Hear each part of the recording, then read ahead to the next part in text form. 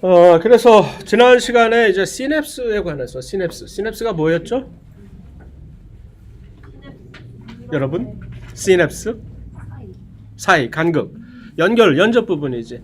뉴런 안에서 신경 신호가 일종의 이 활동 전위라고 하는 일종의 전기 신호로 발생을 돼 가지고 쫙 흘러가서 결국 이 마치 대한해협을 건너듯이 두 뉴런 사이의 간극을 이렇게 점프해서 튀어나가는, 거의 대부분은 그걸 화학물질, 신경 전달 물질의 형태로 뿌려버린다고 얘기했잖아요.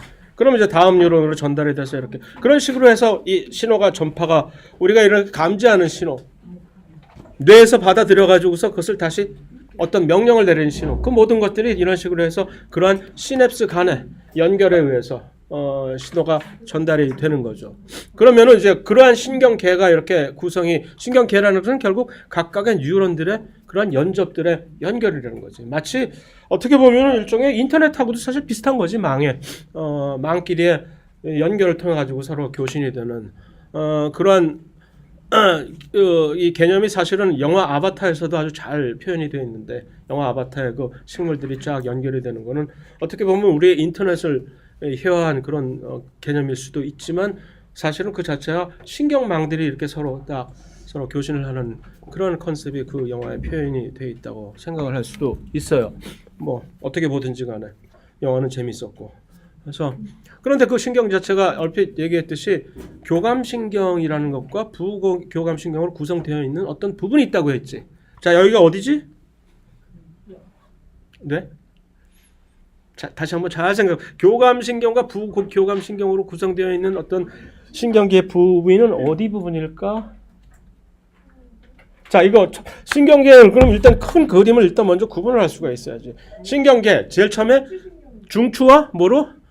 말초. 그렇지. 그럼 이 교감 부교감이 있는 쪽인 중추와 말초 둘 중에 어느 부분일까? 중추? Are you sure? 말초. 말초 신경이 어떻게? 말초 신경 중에 이렇게 받아들이는 부분이 있을 거 아니에요. 여기서 중추 신경으로 전달을 하는 말초 신경계가 있고, 중추 신경계의 어떤 판단을 이제 다시 접수해서 실행을 하는 그런 말초 신경이 있을 거 아니에요. 접수계와 실행계. 둘 중에 이 교감 부교감은 어디서 발견될 수 있죠? 응? 뭐라고? 잘 찾아보세요. 잘 이제 뭐 시험도 이제 몇 주 남지 않았는데 뭐. 그러니까 중추신경에서 자율신경이 어느 부분이에요? 받는 쪽이야? 내려가는 쪽이야? 명령을 수행을 하는 쪽이지, 그지? 수행하는 쪽 중에 수행을 하는 말초신경을 이렇게 운동 말초신경이라고 얘기를 하는데, 운동신경을 두 가지로 구분한다고 했잖아요. 하나는 체성신경, 또 하나는 자율신경. 그러니까 흔히 우리가 얘기하는 자율신경 어쩌고 저쩌고 얘기하는 게 도대체 어느 지금 부위에 가서 우리가 얘기하는 건지를 다시 한번 미팅 나가려면 그거 한번 잘 챙기고 나가야지. 그래야 상대방을 개무시를 치지. 자, 그래서 이 자율신경, 그러니까 체성신경과, 자, 이건 지금 이 모든 것은 나의 자율신경이 하는 것이 아니라 체성신경이 알아서 해주는 거지. 자율신경은 이럼에도 불구하고 전혀 내가 의식하지 않는 사이에 뭔가 계속적으로 일어나고 있는 그 어떤 반응들이 전부 자율신경에 의해서 수행되는 거 아니야. 잠자고 있는 사이에도 계속해서 심장과 소화기관, 장기는 전부 다 작동을 하고 하는 식으로. 그게 자율신경이거든요. 근데 그 자율신경은 바로 그 말초신경 중에 이 중추신경의 명령을 받아서 수행하는 말초신경 중에 이 반쪽이 자율신경이라는 거지. 그런데 이제 자율신경이 맞아요. 교감과 부교감으로 그 자율신경을 또 이렇게 구분을 해놓은 거죠. 그죠? 복잡하죠. 그러니까 이 자율신경 중에서 어떤 신경들은 교감신경을 이루고 또 다른 부분은 부교감신경을 이룬다라는 점이 이제 오늘의 첫 출발점입니다. 그러면 얘네들은 뭔데? 뭐가 다른데? 교감과 부교감은 뭐가 다른데? 성격을 한번 얼핏 얘기를 해보세요. 교감과 부교감 신경의 일단 특성을 한번 두 가지만 얘기해 봅시다. 첫 번째 특성. 둘 다 같은 장기에 연결되는 거지. 그렇지. 갑자기 장기, 교감신경과 부교감신경이 지금 접선을 하는 그런 주요 목적, 표적 세 가지만 한번 얘기해 보세요. 첫 번째는 장기, 맞아. 두 번째는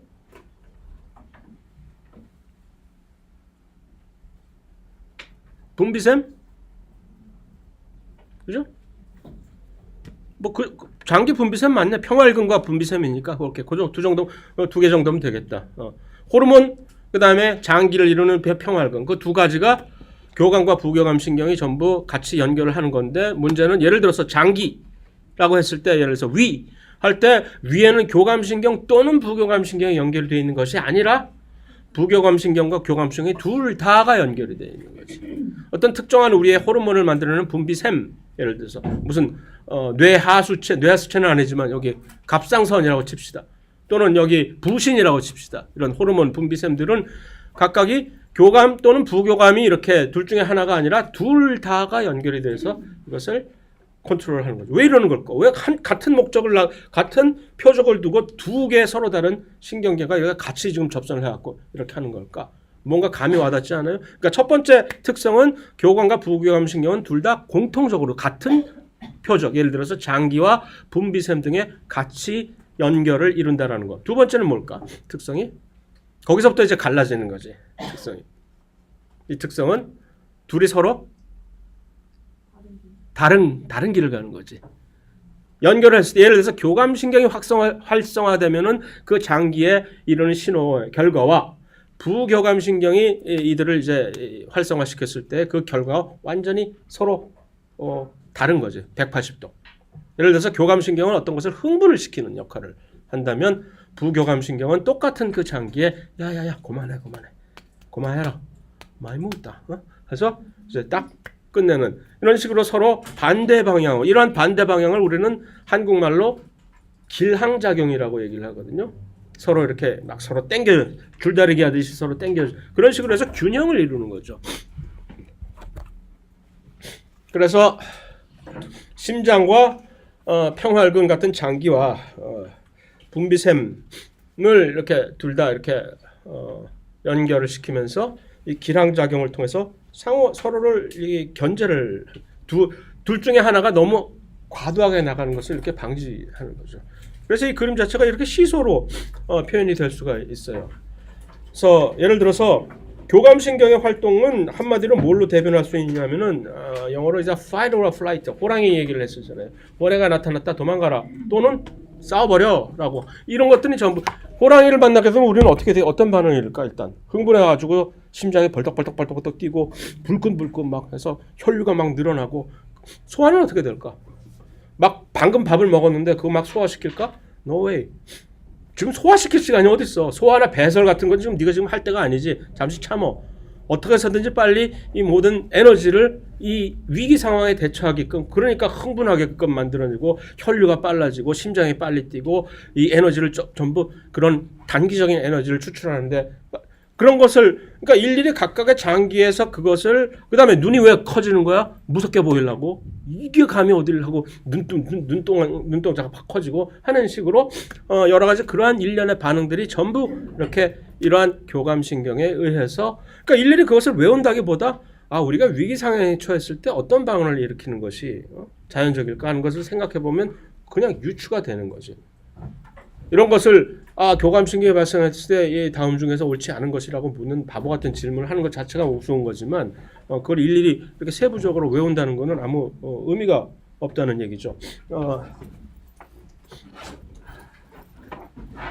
내 목소리가 오늘 좀 상당히 매혹적이죠. 엄청난 독감이 걸려서 고생을 했는데 오늘 휴지를 가져오는 걸 까먹었네. 어쨌든 좀 이따 가서 필요하면 휴지를 가져와야 돼요. 그런데 반면에 부교감신경은 정반대로 여기 보면 rest and digest라는 반영으로 표현이 될 수가 요약이 될 수 있잖아요. 쉬어 아유 세상 만사 다 별거 아니야. 그까짓 거 뭐 한다면 뭐 하겠노. 소고기 사 먹겠지 하면서 계속 이렇게 쭉 아이고 고마워요. 땡큐.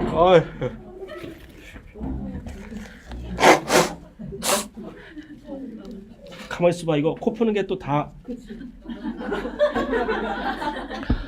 녹화가 되고 있잖아. 참.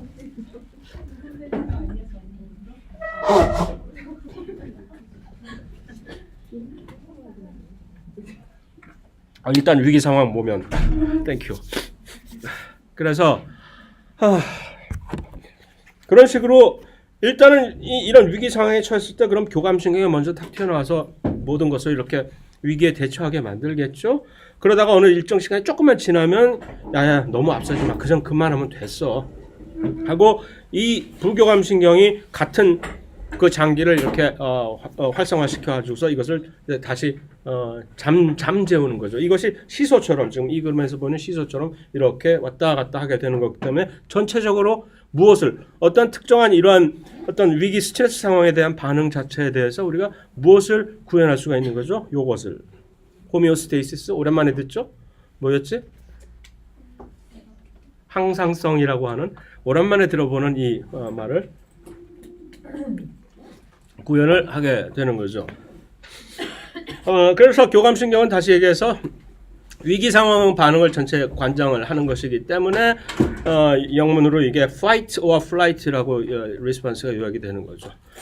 견딜만 하면 맞춰서 싸우고 그러지 않으면 빨리 도망가는 게 상책이다라는 그런 반응이 되는 거죠. 그것에 둘 다의 상황에 도움이 되기 위한 모든 반응이 진행이 되는 거죠. 도망가기 위해서는 빨리빨리 여기서 에너지를 뽑아내서 혈류로 에너지를 보내야 되는 것이고 그러니까 심장이 박동이 빨라야 되고 혈류가 높아져야 되고 에너지원 추출이 빨라야 되는 거고 그 와중에 지금 방금 먹은 음식 같은 걸 소화시키는데 써야 될 에너지 여력은 전혀 없는 거지. 제정신이야 지금 네가 지금 그럴 상황이 아닌 거죠. 그래서 심박동이 당연히 증가할 것이고 동공은 아까 그래서 겁나게 보이려고 일부러 막 눈동자가 커 보이는 거지. 동공이 확장이 되고 그다음에 이 소화나 배설 같은 것들은 이제 나중에 해 쉬고 있을 때 이렇게 억제가 되는 것이고 그런데 이제 교감신경을 이루는 모든 신경들은 이 절이라고 하는 신경절이라는 것은 신경들이 마치 우리 전선을 쭉 케이블을 했을 때 전선끼리 한 대 묶어가지고서 한 대 뭉탱이를 만들어 놓은 것처럼 신경 이 섬유들도 어떤 자기들끼리 막 이렇게 이 뉴런들이 그 연접 부분이 막 뭉쳐 있는 부분을 우리는 신경절이라고 얘기를 하거든요. 그 신경절이라는 것이 척수, 이 등뼈 있는 이 근처에서 훨씬 가까이 있는 데서 이 절이 형성이 돼 있어요. 이따 그림을 보면 무슨 소리인지 알아요. 그래서 그 절 전에 이르는 신경과 절 후에 나가는 신경, 절전 신경과 절 후 신경을 이제 구분을 해보면은 좀 구조가 달라. 그 신경절이라고 하는 큰 마디라고 칩시다. 터미널이라고 하죠. 터미널, 고속터미널, 버스터미널. 터미널 전에 가는 터미널로 가는 신경들은 절전 신경이라고 얘기하는 이 교감신경의 경우에서는 이 그러니까 수초, 마이엘린, 수초가 있는 축삭에 수초가 있어요. 무슨 소리인지 알겠죠? 껍질이 보호막이 있는 거지. 그럼 빠르다고 얘기했잖아. 수초가 있어야 전달해. 그런데 그 길이 자체가 축삭 길이 자체가 짧아. 길이가 짧은 축삭이 이 수초를 가지고 있어. 그 다음에 이건 뭐야? 갑자기 아세틸콜린이 여기 왜 뜬금없이 튀어나왔을까? 무슨 의미일까? 나의 의미가 제대로 전달이 안 되는 모양이네. 아세틸콜린이 왜 여기 나와 있을까? 아세틸콜린 뭐예요? 예, 그런데 뭔 얘기야 그러니까?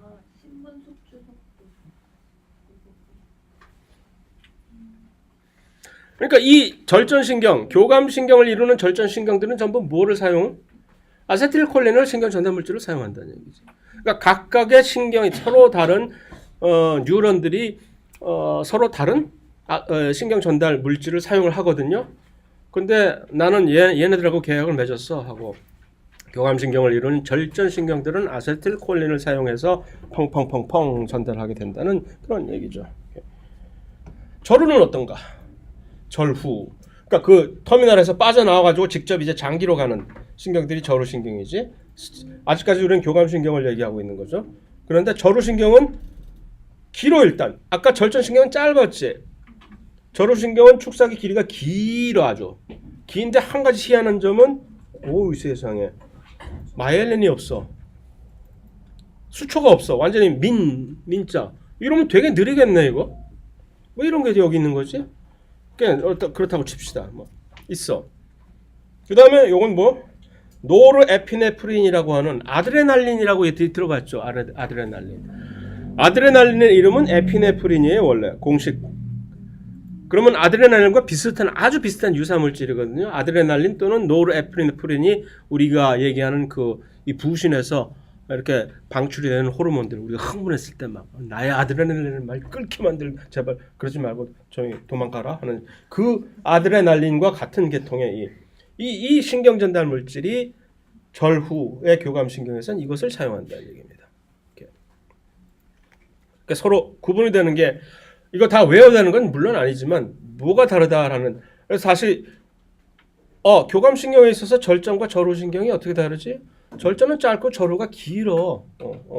그 다음에 절후 신경은 길면서 전혀 보호가 안 돼 있네 지금 수초로. 왜 그럴까? 세 번째는 두 개가 서로 신경 전달 물질이 사용하는 종류가 다르네. 하나는 아세틸콜린이고 하나는 노르에피네프린이라는 뭐 그런 정도. 그런 정도 어렴풋이 알고 있으면 혹시 나중에 다시 재확인해야 될 일이 있으면 여기 와서 찾아서 재확인하면 되는 그런 사안이죠. 그래가지고서 그러한 것을 가지고 교감신경은, 그러니까 예를 들어서 요것이 이제 신경절을 얘기하는 거겠죠. 신경절이라고 하는 것이 이 척수에서 매우 가깝게 위치한다는 거. 그러니까 절전신경들의 길이는 짧겠지. 그 다음에 이 장기까지 연결되는 절후신경들의 신경 뉴런들은 길이가 길고, 그러면서 이들은 전혀 보호가 안 돼 있고, 그다음에 이러한 각각의 지금 장기에서 이러한 기능들을 수행을 한다라는 얘기인데, 뭐 이걸 일일이 전부 외우는, 시간이 많으면 심심하면 이렇게 보시든가. 하지만 전체적으로 뭐 전혀 쓸데없는 얘기이고. 자, 그럼 부교감 신경은 어떨까? 일단 이들은 아까의 위기 상태의 반응이 아니라 평온 상태를 간주하고서 반응한다는 얘기거든요. 그래서 일단 심장 벌떡벌떡 뛰는 거, 그러지 마. 감다운. 심장마비 걸릴라. 자, 조심해. 그 다음에 동공도 뭐 이렇게 크게 뜨고 그냥 눈도 작은 게 하고, 자, 그냥 조그맣게 이렇게. 김재동이 말 맞다나 눈 작은 것들이 이 나라를 지켰으니까 이렇게. 그래서 눈 큰 것들은 이제 말이 안다. 소화하고 배설은 전부 촉진을 시키고. 자, 그래서 또 다른 것은 이 신경절이 위치가 척수 근처에 있는 것이 아니라 장기 근처에 나와 있는 거거든요. 그러니까 결국 무슨 얘기야? 절전신경의 길이가 훨씬 길겠지? 신경절이 장기로 훨씬 더 많이 가 있으니까 절전신경 길이가 길어야 될 거 아니야. 그 다음에 절후신경의 길이가 짧겠지. 당연히. 그러면서 이제 절전신경은, 일단 절전신경들은 그럼 여기서 여러분들은 간파를 하실 수도 있겠어요. 아, 절전신경들은 전부 수초가 있구나. 교감이 됐든 부교감이 됐든 절까지 가는 신경들은 전부 이렇게 프로텍트가 수초를 가지고 있는데, 절을 빠져나와서 절후신경들은 전부 수초를 어디 다 털렸구나. 누구한테. 그런 것을 이제 파악을 할 수가 있을 거예요. 그 다음에 여기서는 또 똑같이 아세틸콜린이 신경 전달 물질로 사용이 되는 것이고. 이거 여러분들 안 가지고 있어요? 이것도? 있어요? 없어요? 있어요? 어쨌든 재확인하기 위해서 이거 전부 다 다시 PPT 버전 올릴 거니까 나중에 필요하면 재확인을 하세요. 이거. 그래서 절후신경은 봤듯이 아까 교감신경과 마찬가지로 이 축삭이 없어. 아니, 축삭이 저기 수초가 없어요. 짧은 수초가 없는 언마일레니드. 이거 내가 빼먹었다. 무수초. 짧은 무수초 축삭인 것이지. 이제 글씨가 하여튼 민말이집은 한국말로 어떤 경우를 보면은 이런 것을 옛날에는 이것을 한자어로 됐던 것을 요즘 와서 갑자기 한국말로 변형한다고 해서 막 바꾸는 것 같은데, 오히려 이상해. 구석차기, 무슨 코너킥을 구석차기라고 하는 것처럼 이상하게 저쪽 동네 북쪽 애들 생각나고 그래가지고서 좀 이상해요. 아니, 와인더블 몸부림이라고 하면 좀 나아요?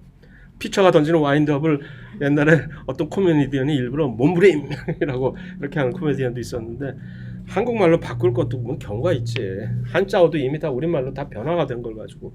그래서 무슨 좀 민말이지 말이지 하는 것에 수초하고를 또 어떤 경우에서 이렇게 쓰는 말이에요. 그래서 써놓긴 했는데 좀 생경해요. 어쨌든 수초가 없다는 얘기예요. 그 다음에 길이가 짧은지는 왜 짧은지 이해가 되겠죠. 절구. 왜냐하면 절들이 전부 그쪽으로 더 가까이 이동해 있으니까. 결국 부교감 신경은 절전이나 절후나 둘 다 똑같은 아세틸콜린을 사용한다는 얘기네. 뭐 그건 뭐 중요한 것은 아니지만 어쨌든 그래서 결과는 이런 식으로 전부 무효화시키는 거지. 이들이 교감 신경이 했던 거를 전부 다 다시 원상 복귀시키는 그러한 일종의 효과를 보게 해 주는 거겠죠. 전체적으로 일일이 디테일 하나하나 신경 쓸 필요 없는 것이고 또 정 필요하면 다시 와서 찾아서 보면 될 것이고. 그래서 다시 이것을 정리를 하는 그림인데 이것은 여러분들이 없을지도 모르겠는데 있어요 이것도? 그 다행이다. 그래서 그런 상황은 이 자율신경계에서만 볼 수 있는 현상이에요. 사실은 최성신경계 같은 지금 우리가 둘 다 똑같은 말초신경에 이 활동하는 운동을 하는 말초신경을 보는 것이지만 의식적으로 컨트롤할 수 있는 최성신경은 모든 이 뉴런이 전부 이런 식으로 지금 수초를 가지고 있거든요. 좀 보호를 돼 있어. 그러니까 수초를 가지고 있으니까 전달이 되게 빠르겠지. 그런데 희한하게 교감과 부교감 신경의 경우는 둘 다 이쪽 절 후에 빠져나오는 이들은 전부 점점점점 점선으로 표시되어 있는 수초가 전혀 없는 것이야. 이렇게. 그럼 뭐 얼핏 생각하기에는 아니 그 수초가 없으면은 이 전달 속도가 느릴 텐데 이렇게 느려도 되는 건가? 라는 특히 이 교감신경의 경우에서 사람들이 질문을 하는 경우가 많아요. 어떤 사람들은 많지는 않아. 간혹 가다가 조금 생각을 좀 한다는 사람들은 질문을 하지. 아니 왜 이거 교감신경은 지금 위기 상황의 반응이라며. 지금 1분 1초가 급한 위기 상황 반응인데 얘네들이 더더군다나 이렇게 절후 신경이 길다란데 갈 길이 먼데 이걸 전부 보호를 안 해놓고 있으면 이거 어느 세월에 이거 반응을 하라고 하는 것이야 라고. 그래서 이러면 이거 이치에 맞지 않는 거 아니냐. 진화적으로 이게 이런 것을 진화가 이렇게 선호할 리가 있어? 훨씬 더 빨리 반응할 수 있는 그런 위기 상황에. 궁금하지 않아요 혹시?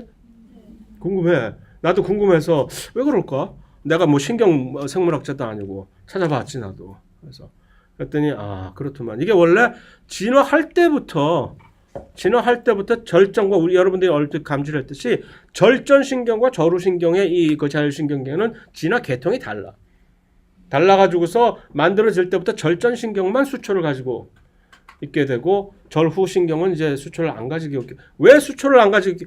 수초를 가지고 있게 되면 물론 빠르긴 하지만 아무래도 훨씬 더 많은 스페이스를 차지하고 비효율적이고 그렇다는 얘기예요 그 사람들은. 그래서 굳이 자율신경의 교감신경이 그렇게 빨라야 될 이유가 뭐냐라고 반문을 하는 거죠. 왜 이렇게 빨라야 되는데? 뭐 이 정도면 충분하지 않아? 라고.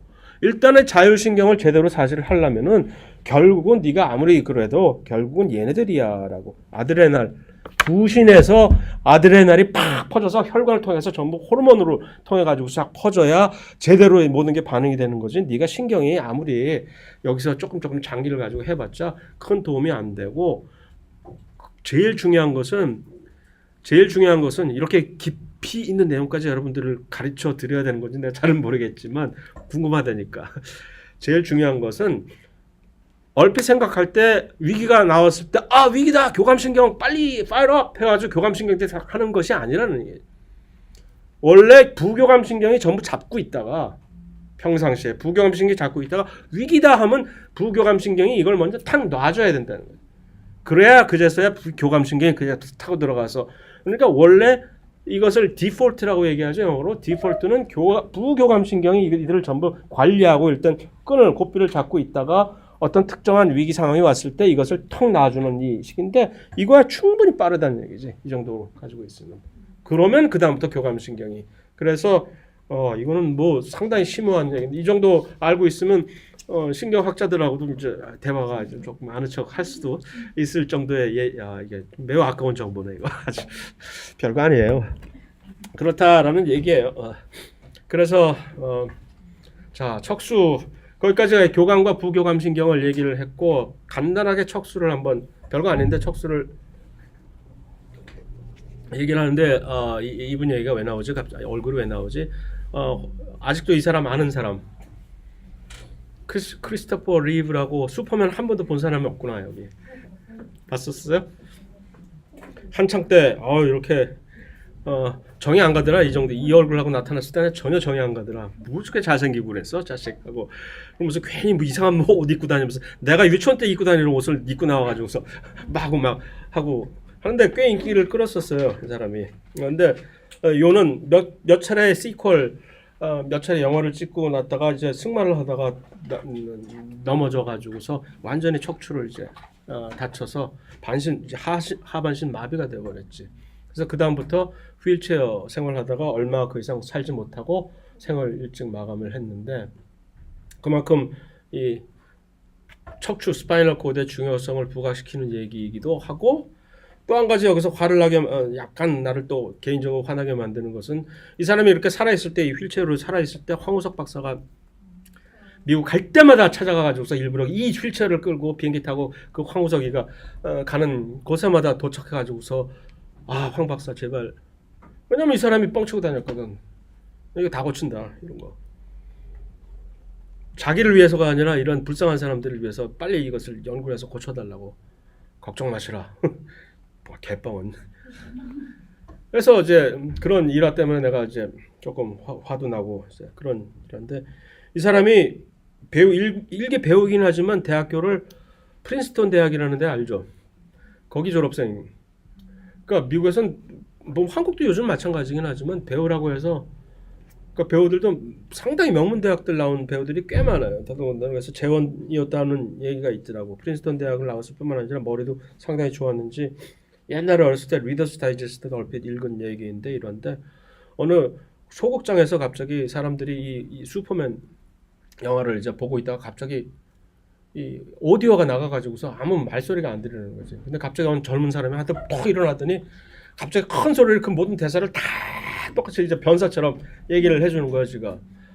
영화 끝나고 나서 보니까 이 사람이었던 지가. 그래서 그걸 다 그렇게 기억을 하고 있을 정도로 머리도 상당히 좋았던 사람이라고 하는데 참 아깝죠. 그래서 자 척수는 무엇이냐? 결국 뇌와 말초신경계를 중간에 그러니까 그 말초신경이 접수를 하는 센서리 감각 말초신경계들이 중추신경을 가는 그 통로를 하는 거죠. 근데 자 이 중추신경계 중에 일부인 척수는 이 해부를 해보면 절단을 해보면 어떻게 되냐면 바깥쪽이 약간 하얗고 중심부가 일종의 회백질이라는 거 그 회색으로 이렇게 되어 있는 그래서 그레이 매트라고 화이트 매트라고 하는 이것들이 꽤 좀 유명한 왜냐하면 미국 드라마 미드 같은데 옛날에 의학 드라마 보면 그레이즈 아나토미라고 하는 그 미드가 있거든요. 그게 왜 이 이름이 그레이즈 아나토미라고 하냐면은 이것이 뇌로 가게 되면 확 뒤바뀌어 버려요. 이게 뇌 바깥쪽 대뇌 피질이라고 하는 보통 우리가 뇌 피질이라고 하는 것을 우리의 지성의 하나의 상징이라고 보통 얘기를 하거든요. 근데 뇌를 보면 이 껍질 부분이 이 회색으로 되어 있고 안쪽이 백질로 되어 있다고. 그래서 우리의 지성, 최고의 지성을 표시하는 그러한 뜻에서 그레이 매트라고 하는 것은 일종의 지성의 별명으로 이제 사용을 되고 있거든요. 근데 이게 왜 이쪽은 그레이고 이쪽은 화이트냐? 구조적으로 살펴보게 될 것 같으면 이 회색질로 되어 있는 부분은 이 신경들이 뉴런들이 이것을 이제 시냅스를 형성하고 있는 그런 부분들이 이렇게 회색으로 나타나고 흰 쪽으로 보이는 부분들은 그냥 이 축삭들로 이게 뭉쳐진 그 부분들. 그러니까 서로 이제 지역이 이런 식으로 구분이 되어 있기 때문에 색깔이 달라 보이는 거죠. 그래서 어쨌든 척수는 이런 식으로 이제 회백질이 안쪽에 이렇게 자리를 잡고 있는 이런 식으로 돼 있어요. 중간에 안쪽에 이렇게 회색이고. 그래서 이 척수에서 이렇게 이것들을 신호를 관장하는데 어떤 신호는 뇌를 거치지 않고 척수에서 지가 알아서 자율적으로 그것들을 우리는 척수 반사라고 얘기를 하죠. 그래서 이 척수 반사는 이미 우리가 다 알고 있는 상식적인 얘기지만 대뇌를 거치지 않는 왜 안 거칠까? 너무 급하니까 빨리 선 조치 후 보고하라는 형식의 위기 상황에서 그래서 신속한 이 자극 반응 경로가 척수 반사입니다. 예를 들면 가져가는 이 knee jerk 영어로 knee jerk response라고 하는 딱 하면 평 튀어나오는 이 무릎 반사라든가 또 아뜨 이거 하다가 이것이 만약에 뇌로 가는 반사였으면 아주 뜨거운 불판 위에 이렇게 딱 쏘고 아뜨 하고 했을 때 이것은 이미 고기가 된. 하지만 이것을 이미 엄청나게 우리가 그럼에도 불구하고 아뜨라고 알 수 있는 이유는 뭘까? 뇌를 지금 거치지 않는 반사라고 얘기했잖아. 사후 보고는 되는 거지. 일단 반응 자체는 척수에서 탁 하지만 이 무슨 상황이 벌어졌다는 것은 하나의 신경선은 끌어내 가지고서 뇌에다가 무슨 일이 있었는지는 이렇게 놔둔다는 얘기죠. 또는 여러 가지 분비 중에서 땀 같은 거 분비되는 거 무의식적으로라든가 의식적으로 무의식적이 단순히 당연히 땀 분비는 무의식적이지 물론 땀 분비 같은. 그래서 이 반사를 감지하는 이 감각신경 자체가 하나의 신경은 최소한 대뇌로 이제 연결되는 뉴런하고 시냅스를 이루고 있기 때문에 이것 역시 절대로 무의식적이지는 않다라는 얘기죠. 다만 이 반응 자체가 그만큼 빨리 이루어진다는 그런 얘기죠. 그래서 여기서 예를 들어서 이 무릎 반사 같은 경우도 이렇게 딱 치면은 이게 사실 어떻게 이루어지느냐 하면은 뭐 앞에 있는 이 대퇴근과 오금근이라고 하는 오금아 나 살려라 하고 할 때 도망갈 때 그 근이 이 오금근 그러니까 허벅지의 위쪽 부분과 아래쪽 부분의 대퇴근 오금근 쿼드랍셋 오금근은 이거는 뭐라 그러지 그거 뭐라고 까먹었다 영어로 이 뒤에 나오는데 그렇지 햄스트링 맞아 햄스트링인데 요것들이 이렇게 딱 치면은 요 뇌로 가지 않고 여기서 이미 알아서 이렇게 딱 요 연합신경이 중추신경에서만 보인다고 얘기했잖아요. 연합신경 중간에 있는 척수 안에 있는 그레이 매트에서 보이죠? 이 그레이 매트라고 하는 회색질에서 이 모든 이 시냅스가 이루어지니까 여기서 바로 이런 것들이 이루어지는 거죠. 여기서 이런 것들을 딱 해서 오금근 자체를 이것을 이완을 시켜서 그래서 대퇴근이 수축하는 걸 방지하고 있었던 것을 이렇게 방지하는 방식으로 해서 이 반응이 수행이 된다라는 자세한 얘기를 우리가 전혀 기억할 필요는 없지만 이런 식으로 두 개의 서로 다른 근육을 서로 이렇게 조절을 해가지고서 신속한 반응을 수행을 한다라는 정도를 알고 있으면 되는 거죠. 그 정도. 자 이제 뇌로 들어가서 뇌 매우 신비한 정말 신비한 기관이에요. 뇌라는 것이 전부지 뭐 우리가 느끼고 있는 지성뿐만이 아니라 그보다 사실은 훨씬 더 중요할 수도 있는 감성이라고 하는 것들은 전부 영혼 정말 있었으면 좋겠지만 영혼의 존재는 뭘까? 사실은 영혼이라는 컨셉 자체도 어쩌면 뇌에서 만들어지는 허상이 아닐까라고 사람들이 과학자들은 이렇게 생각하기도 하는데. 뭐 단도직입적으로 얘기해서 각설하고 그래서 이 내가 만약 다시 태어나서 어떤 생물학을 또 한다면 다시 태어나서 난 절대로 생물학을 하지는 않겠지만 난 분명히 다시 태어나면 내가 원래 이루고자 했던 꿈인 비행사를 꼭 할 거야. 난 파일로트가 되고 싶었는데 이 한쪽 눈 때문에 못 됐거든요. 한쪽 눈이 되게 나빠요. 한쪽 눈은 아주 좋은데. 그래서 군대 갔을 때도 훈련소 갔을 때 이 안경을 까먹고 안 갖고 들어가지고서 환장하겠더라고. 총을 쏘려는데 이쪽 눈은 아무도 안 보여. 그래서 할 수 없이 왼손잡이가 됐고 이쪽 눈으로 쏘느라고 별짓을 다 쇼를 했는데 어쨌든 다시 한번 그 꿈을 이룰 거지만 어쨌든 만약 내가 생물학사가 또 된다면 분명히 뇌과학을 전공을 할 거예요. 그만큼 앞으로 무궁무진하게 여기서 미스터리가 계속해서 발견이 될 발전 가능성이 많은 상황이고 한데 자, 뇌 구조 자체가 약 1000억 개 정도의 신경세포로 이루어진 하나의 신경 덩어리인 거죠. 이게 대부분이 많은 이 뉴런들이 있지만 그보다 더 많은 수의 뭐였죠? 신경 아교세포라고 하는 그 보조세포들이 또 역시 같이 있으면서 하나의 큰 덩어리를 이루는. 하지만 개수로 보면은 우리가 무슨 몇백 조의 세포로 구성이 되어 있는데 1000억 개라고 하는 것은 그다지 뭐 하지만 이게 전부거든. 우리가 행복을 느낀다, 불행을 느낀다 생각하기 나름이거든. 그래서 무게 자체도 성인이라 그래봤자 겨우 걔야 1.5kg, 나는 좀 더 될 것 같은데. 뭐 그런데 겨우 그거밖에 안 되는 무게인데 이게 뭐지? 20에서 25%, 60% 이건 뭘까요? 이 수치는 활성도? 뭐 일종의 활성도일 수도 있죠. 그럼 무엇을 측정한 걸까요, 이게? 중요도. 뭐 중요도. 그것도 맞는 얘기죠. 활성도 중요도 다 맞는 얘기인데 뭔가 구체적인 과학에서는 구체적인 수치를 얘기해야 돼요. 수치. 이것으로 우리는 활성도를 대신한다. 뭐 이것으로 우리는 중요도를 표현하겠다라는 구체적인 숫자, 어떤 측정치가 있어야 될 것 같아요. 산소 사용량이 평상시에도 겨우 1.5kg밖에 되지 않는 여러분들의 몸무게가 지금 거의 80kg 육박할 텐데 아닌가? 아니야? 아님 말고. 근데 1.5kg밖에 안 되는 겨우 이 작은 이 부분에서 20에서 25, 4분의 1 정도의 산소를 전부 다 지들이 써먹는단 말이야. 그러니까 우리가 이러면 죽는 거지 뭐. 그 정도 뭐 안 되는 거야. 왜 그만큼 산소가 많이, 그만큼 에너지가 여기서 ATP가 많이 요구가 되니까. 그런데 그거는 세 발이 피인 것이 실제로 진짜 열심히 공부를 한다든가 막 뭐 생각을 한다든가 하면 또 뇌가 정말로 액티브하게 좀 활동할 때는 60% 이상을 산소를 전부 다 가져다 쓰는 거죠. 밥 먹고 졸린 이유가 당연히 산소가 부분적으로 여기 가야 되니까 뇌가 잠시 쉬어야 되니까 한숨에 졸린 거지 뭐. 그 정도로 이만큼 여기가 많은 양의 에너지를 여기서 다 갖다 쓰고 있는 그만큼 중요한 기관이 것이죠. 왜 그 많은 에너지를 여기다 다 몰빵을 하겠어요? 그만큼. 그래서 그런데 이제 뇌 전체를 보면 이렇게 이 각각의 색깔로 이렇게 구분을 해놓은 거예요. 구분을 했을 때 이 약간 노란색의 황금이라고 할까 하는 이것을 이제 전뇌, forebrain이라고 하는 몇 개 부분이 돼 있죠. 뭐 다 외울 필요는 전혀 없지만.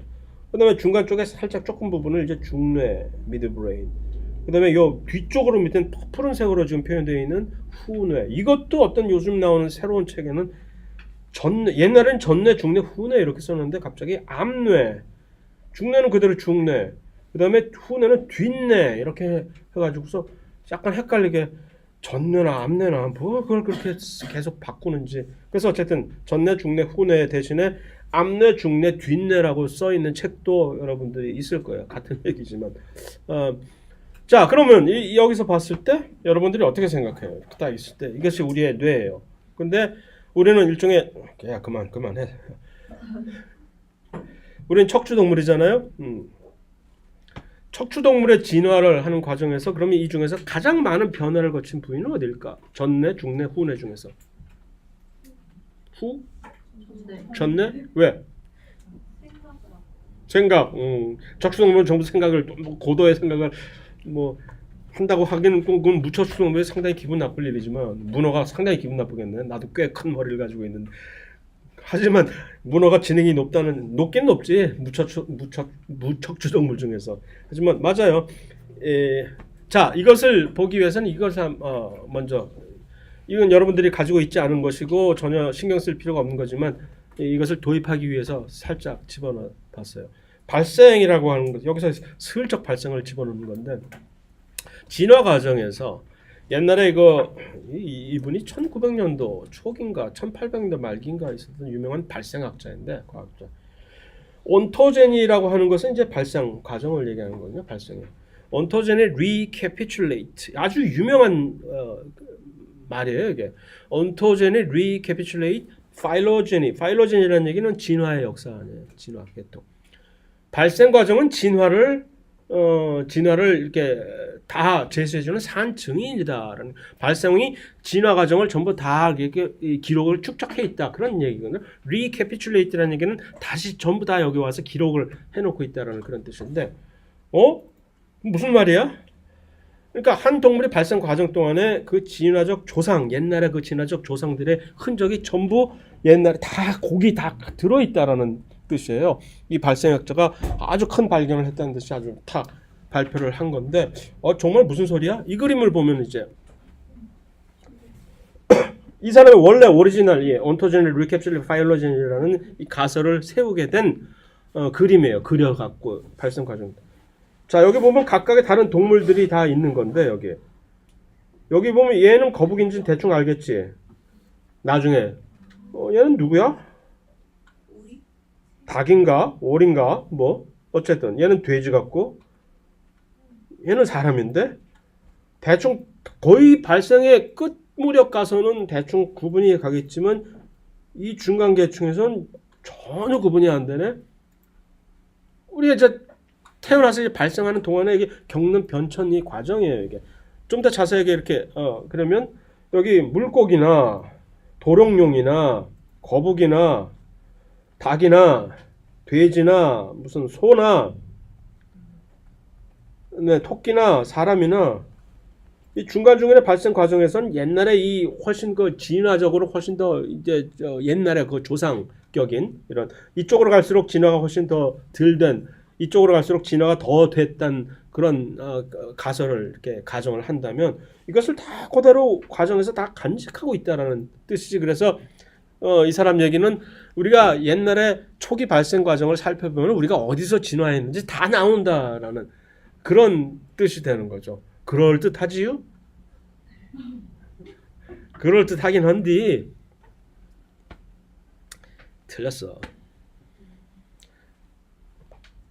정말 있어 보이는 얘기이긴 한데 비슷한데 절대로 사실은 아닌 것이 틀린 가설이지만 뭔가 특이적으로 발생 과정 동안에 이게 뭔가 옛날에 우리 흔적이 존재해 있는 것처럼 보이긴 하죠. 이게 왜 그러냐 하면 초기 과정에서 거의 같은 토대를 가지고 자동차를 만드는 데 있어서 자동차를 만들 때 여러 가지 새로운 모델을 만들 때 같은 프레임 위에다가 계속해서 진화해서 덮어 씌우게 되잖아요.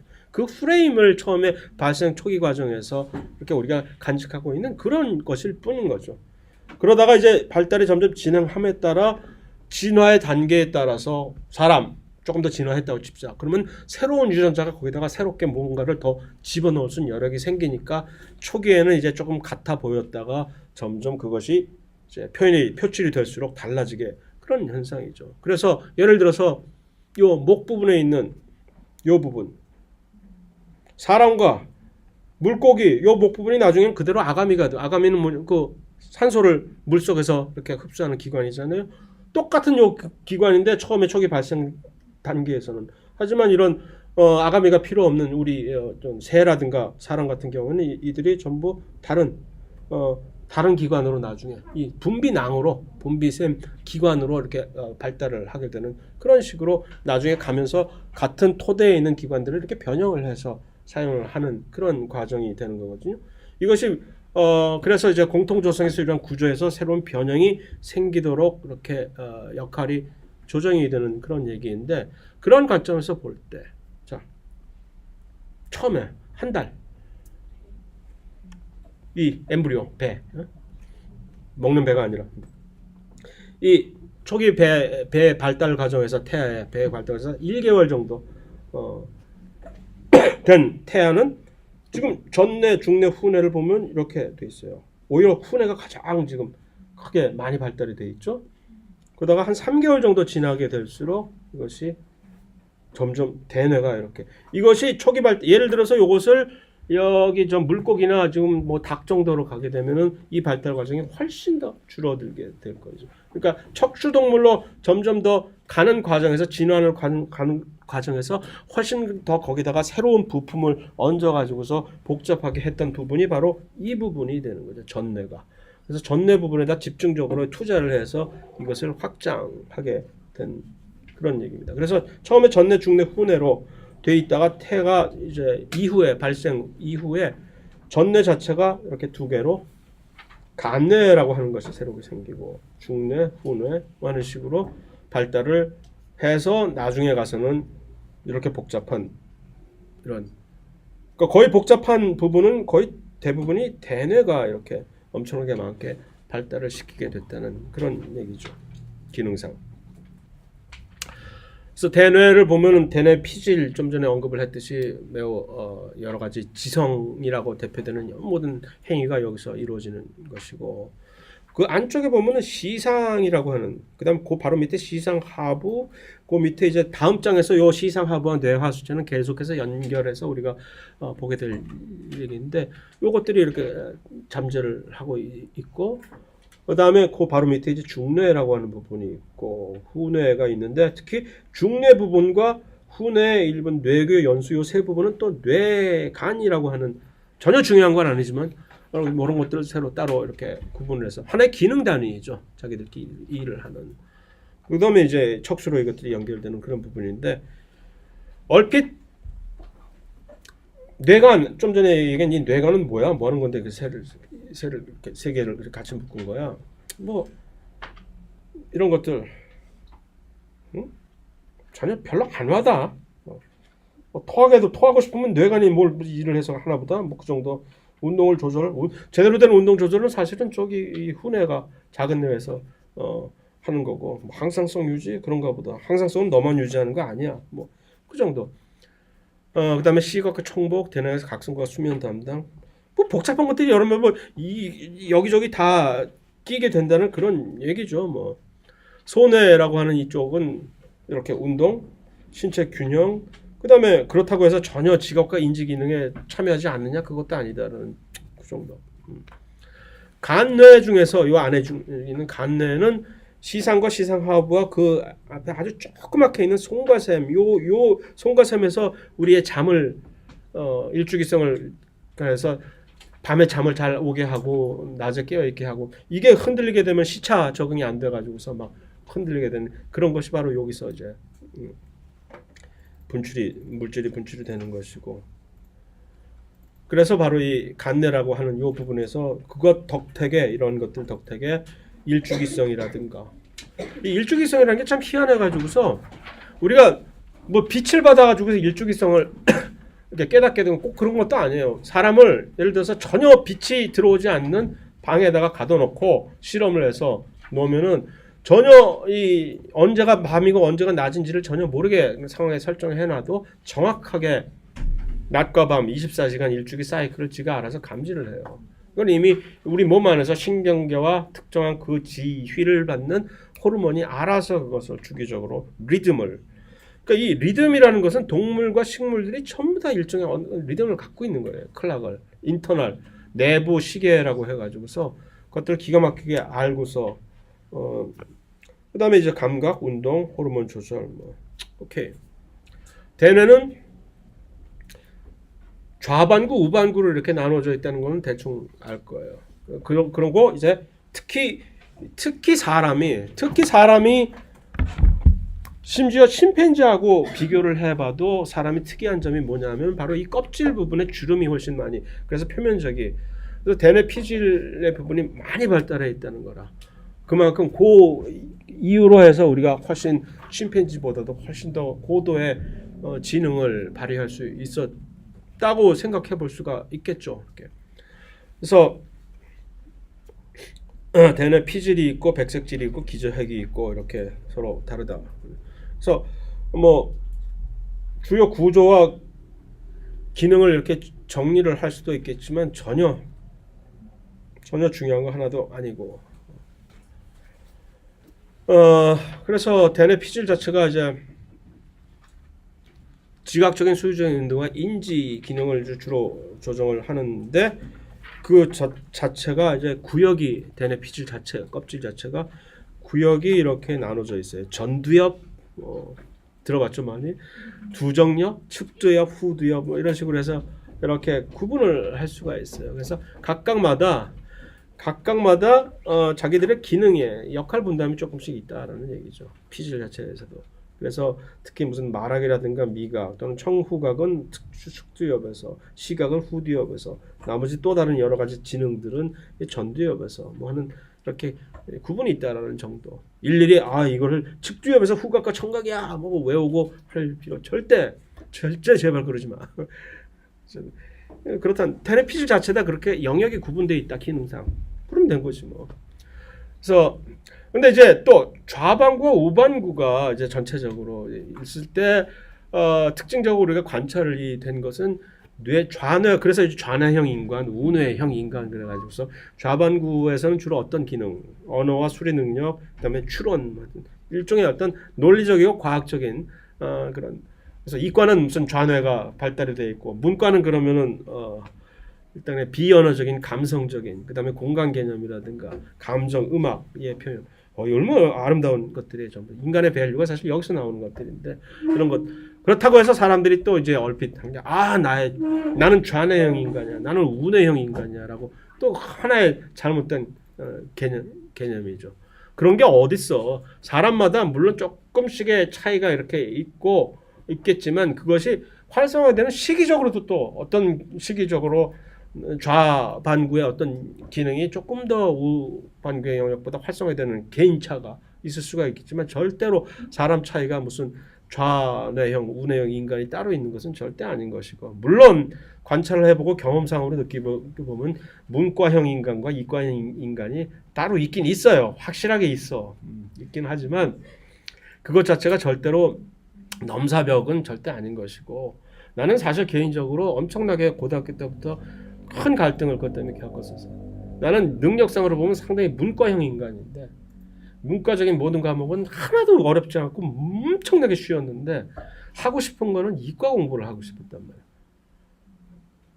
근데 따라가 주질 않는데 뭐 맨날 수학 보면 빵점 맞고 뭐 그냥 그러면 어떻게 하란 말이야 이거. 뭐 그러니까 할 수 없이 문과를 가긴 했는데 결국에 가서는 이제 이과를 이렇게 하게 됐잖아요. 그래서 뭐 그런 거예요. 사람이란 게 다 해보니까 뭐 별거 아니더만 이과도 나중에. 자, 그런데 그 좌뇌와 우뇌가 이렇게 서로 간에 기능 구분이 있는데 이것들을 서로 연결시켜두는 큰 중간에 그 랜선 같은 것도 있다고나 할까? 이것을 우리는 뇌량이라고 이겁니다. 그래서 좌우방구의 정보를 여기서 이렇게 딱 교환하고 하는데 이것의 중요성을 어디서 알 수가 있느냐 하면은 예를 들어서 우리가 시각 정보를 했을 때 그러니까 언어 같은 것들은 이제 주로 좌뇌에서 이것이 수행이 되는데 처리가. 그런데 시각 정보를 그러니까 교차를 해서 들어간단 말이에요. 오른쪽 시각으로 들어간 정보는 좌뇌로 전달이 되고 왼쪽 눈을 통해서 들어간 정보는 우뇌를 통해서 들어가는데 그것들이 서로 이렇게 교류가 뇌량을 통해서 된다. 그런데 수술을 통해 갖고 뇌량을 절단이 된 그런 사람이 있다고 칩시다. 그러면 그런 사람이 있어요. 그러니까 수술을 해야만 해서 뇌 수술을 해서 이 뇌량을 이렇게 절단을 해야만 불가피하게 그렇게 되는 경우에는 아주 희한한 일이 벌어지는데 그렇게 했을 때 예를 들어서 이 사람한테 그래서 한쪽 눈을 딱 가리고 책을 읽게 하면은 그래서 근데 저는 언어를 전혀 이해를 못하게 되는 경우 어느 쪽 눈을 가리고 책을 읽게 하면 언어를 이해를 못하게 될까?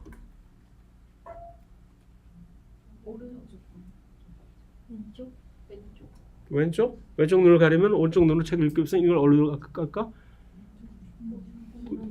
왼쪽으로 가지? 그럼 왼쪽에서 언어 처리를 할 수가 있지. 좌방구에서 언어 처리를 한단 말이야. 그러면 왼쪽 눈을 가리면은 이 눈은 우뇌로 들어간단 말이야.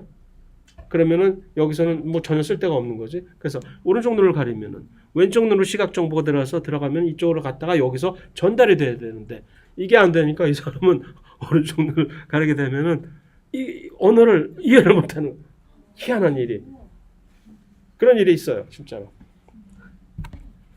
매우 웃겨. 여러분들의 뇌량의 활성을 한번 측정을 해보시든가 서로 번갈아가면서 눈을 가리고서 어떤 시각 정보, 그러니까 어느 능력의 습득의 차이가 느껴지는지 한번 실험을 해보시든가. 자, 그래서 이제 좌반구 쪽에 이제 이 언어 구사 영역이 이제 존재를 하는데 언어를 구사하고 의미를 이해하는 이 사실 또 영역이 또 달라요, 이렇게. 그래서 브로카, 베르니케라고 하는 두 개의 좀 좌반구 둘 다 전두엽에 위치를 하는 구역이지만 이런 식으로 두 구역이 또 다른 거지.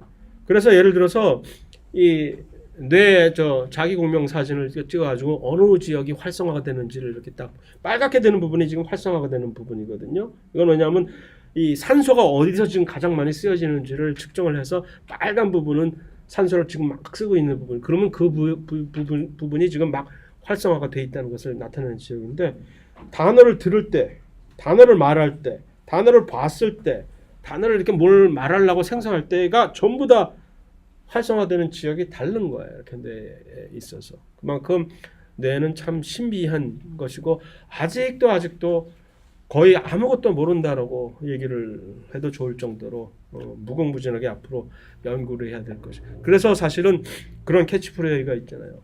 뇌를 지배하는 자가 21세기를 지배한다라는 캐치프레이가 있어가지고 모든 나라들이 전부 다 알지 그거를. 그래서 이 게놈 프로젝트가 완성이 된 후에 다음 프로젝트는 좀 뭐냐, 뇌 지도 작성 프로젝트를 해서 모든 각각의 나라들이 엄청난 돈을 투자해서 뇌 지도, 지금 뇌가 어떻게, 뇌 회로가 어떻게 지금 연결이 돼 있고, 예를 들어서 어느 부위를 쉽게 얘기해서 사랑에 빠졌다라는 감정, 어떤 사람이 사랑에 딱 빠졌을 때 뇌 어느 부분이 이런 식으로 활성이 되는지 보고 싶을 거 아니에요. 왜? 뭐 하려고? 궁금하기도 하겠지만 나중에 그래서 전부 모든 사람을 사랑에 빠지게 이렇게 조정을 할 수 있는 능력을 가지게 돼가지고 모든 사람이 서로 사랑하시오 해서 해피하게 지장낙원해서 살 수 있게 하려고 그러는 거지. 얼마나 좋아 그럼. 어쨌든 그만큼 뇌의 활용도는, 뇌를 알게 되면, 이해를 하게 되면 활용도가 무궁무진하다는 얘기입니다. 그래서 자, 여기서 또 한 가지 매우 희한한, 여러분들 좀 가지고 있지 않은 거지만 새로 끼워놓은 정보인데, 피니아스 게이지라고 하는 짧은 인생을 살았던 미국의 철도 노동자였어요. 서부 지역에서 태어났던 철도 노동자였었는데 20몇 살 때 이 사람이 철도 일을 하다가 이 큰 쇠파이프가 끔찍한 사고를 내. 이 여기를 파고 들어가서 뇌를 관통하는, 그러니까 이걸 하다가 펑 다이나마이트가 터지는. 이거는 한번 여러분들이 한번 검색을 해보세요. 피니아 게이지라고 네이버에서 한번 검색을 해보세요. 누군지 지금 이 사람 피니아스 게이지 네이버에서 한번 검색해서 내가 설명하는 것보다 거기서 설명이 잘 나와 있을 걸.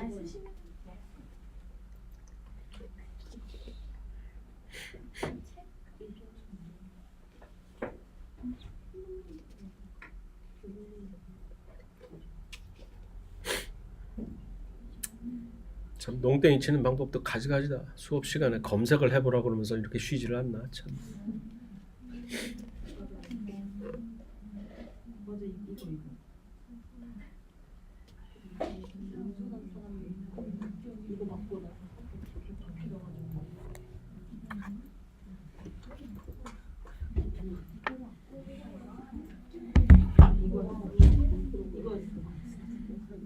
그러니까 이 사람은 한 12년 동안 이 사고를 당한 이후에 12년 동안 정도 살았는데 완전히 사람이 180도 달라졌다라는 거죠. 예. 그래서 큰 뇌 수술을 했었어야만 되는데 이것 때문에 살았어 극적으로. 그런데 문제는 살고 난 다음에 이 사람은 완전히 딴 사람이 되어버린 거지.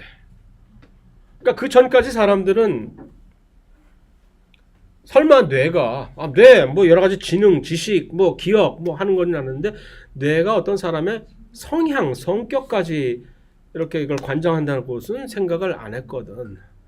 근데 이걸 보니까, 이 사례를 보니까 이전에 이 사고를 당하기 전에 이 사람은 너무나 사회적으로 사람들이 전부 다 좋아할 만한 성격이고 책임감 있고 온순하고 뭐 그러던 사람인데 완전히 도대체 상종을 할 수 없는 이상한 성격으로 변해버린 거지.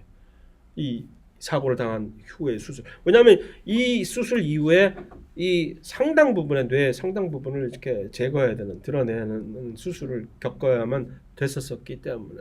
그래서 결국 뭐냐면, 메시지는 뭐냐면 특히 이 전두엽 부분에 많은 어떤 부분에서 그런 지각적인 그런 기능뿐만이 아니라 사람의 이런 성향, 특성, 성격이라고 하는 것도 여기서 거의 다 결정을 한다라는 하나의 증거가 처음으로 나타나는 거죠. 그러니까 아주 이 녀석 성질이 정말 못됐네. 이것은 무슨 누구 큰 잘못이 아니라 원래 어렸을 때 뭔가 어떤 잘못, 이 전두엽의 발달에 어떤 영향을 주는 여러 가지 다른 환경적인 영향에 의해서 이런 것이 형성이 됐을 수가 있다라고 결론을 지을 수도 있다라는 얘기죠. 근데 저게 들고 있는 게 저 막대가 여기 꽂혀있던.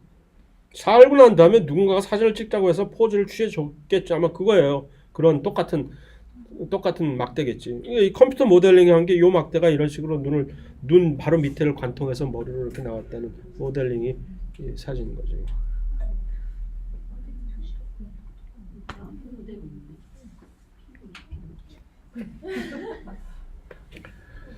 자, 그래서 그 대뇌 피질에 관한 얘기는 전두엽을 유시한 대뇌 피질에 관한 얘기는 그런 정도로 대충 수박 겉핥기식으로 넘어가고 이 안에 뇌 안에 또 특히 어떤 특별한 부분이 이제 망상체라고 하는 부분이 있는데 어디냐면 여기에 이게 망상체 이 빨간 부분으로 되어 있는 이 부분 영어로 이것을 reticular activating system이라고 reticular formation 이라고 이렇게 얘기를 하는데 그러니까 이 중뇌 밑에 부분에 이 부분을 이렇게 우리가 망상체라고 얘기를 하는데 여기가 뭐 하는 부분이냐 하면은 수면과 각성을 이렇게 관장하는 부분이에요, 여기서. 그러니까 요 망상체가 활성화가 되면은 이제 항상 깨어 있게 이렇게 되는 것이고 특히 여러분 우리가 왜 커피를 마시면은 잠이 안 올까?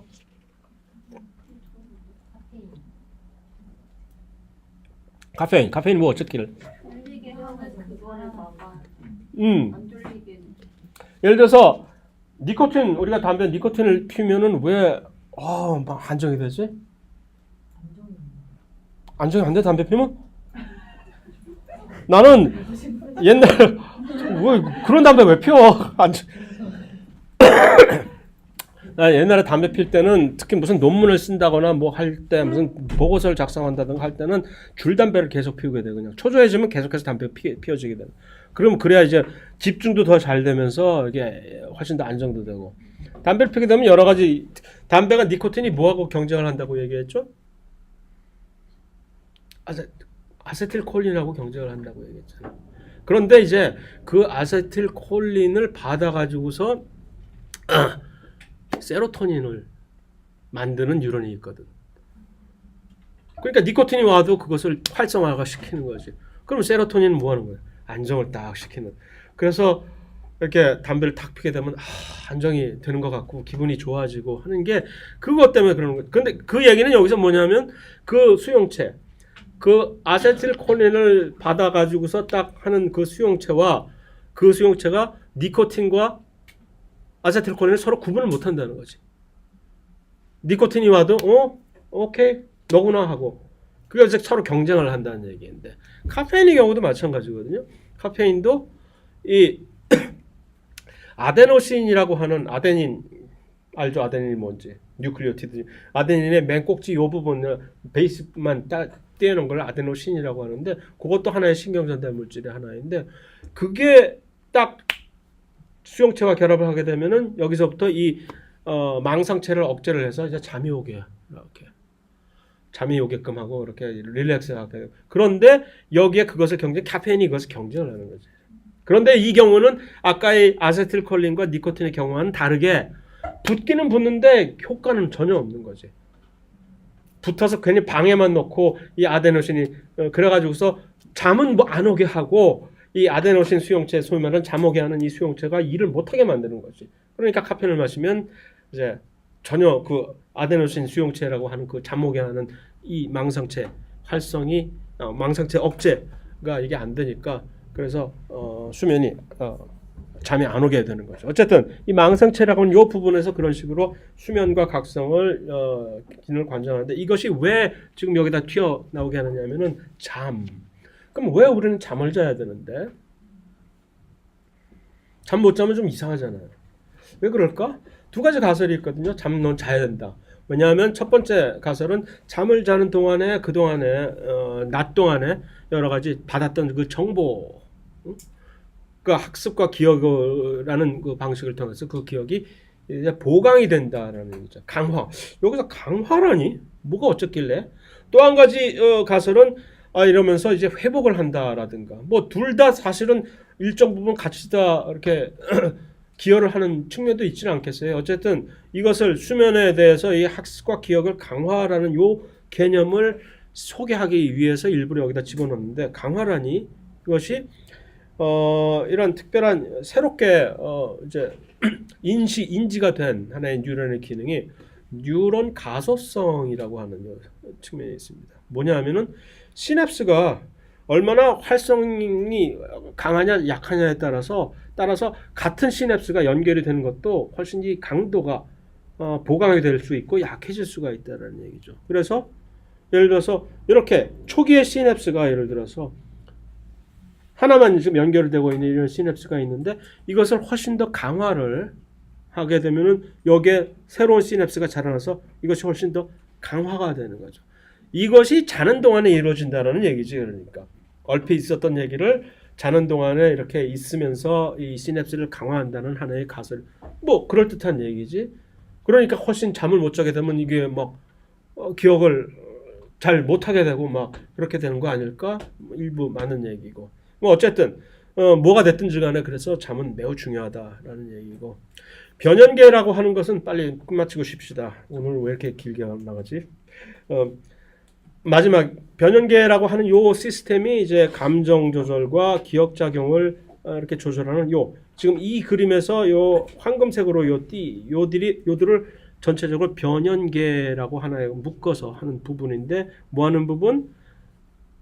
이런 정서적인 유대. 자기 새끼니까 물론 귀엽겠지. 물론 뿐만 아니라 타인과의 이런 정서적 유대. 요것이 이제 호르몬상으로는 어떻게 되는지 이제 다음 장에서 우리가 좀 더 살펴볼 얘기. 아주 기가 막힌 재미난 얘기가 있어요. 요 유대감이라는 게 여러분들 이 뇌의 요것과 호르몬의 작용일 뿐이지 뭔가 하늘이 점주해줘서 된 것이 아니다라는 그런.